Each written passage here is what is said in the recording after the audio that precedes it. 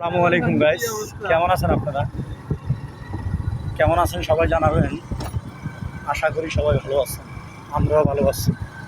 আমাদের গ্রামের রাস্তার করুণ পরিণতি সেটাই দেখাইতে চললাম আপনাদের। দেখছেন রাস্তা নাই, ধরো রাস্তা নাই, রাস্তা নাই, রাস্তার অবস্থা বেহাল।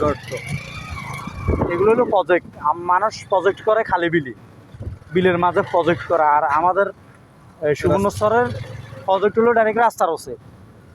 সুবর্ণচরের প্রজেক্ট হলো কোনায় এই রাস্তা যে এগুলো প্রজেক্ট। তো সামনের গাড়িটা দেখাও, ওই প্রজেক্টের ভিতরে কীভাবে চলে। এটা হলো অত্যাধুনিক প্রজেক্ট, সব রাস্তার উপরে প্রজেক্ট হয়ে গেছে, ডিজিটাল রাস্তা। এই প্রজেক্টটা হলো কমলা মার্কেট থেকে নবীবাজার যাওয়ার পথে, মূল সড়কটা এলো প্রজেক্ট বিভাগ।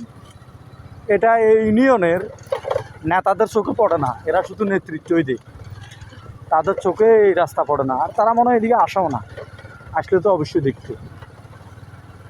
এটা সরকারি বরাদ্দ রাস্তা, রাস্তার বেহাল দশা। সবাই এই ভিডিওটা শেয়ার করে দিবেন যেন কর্তৃপক্ষের চোখে যায়, এই রাস্তাটা যেন অতি তাড়াতাড়ি কাজ ধরে। আর অনেক 2-3 বছরে আমাদের রাস্তার অবস্থা খারাপ, এই খুব খারাপ রাস্তা, মোটরসাইকেল পর্যন্ত চালাইতে খুব কষ্ট হয়। ধন্যবাদ সবাইকে, আল্লাহ হাফিজ।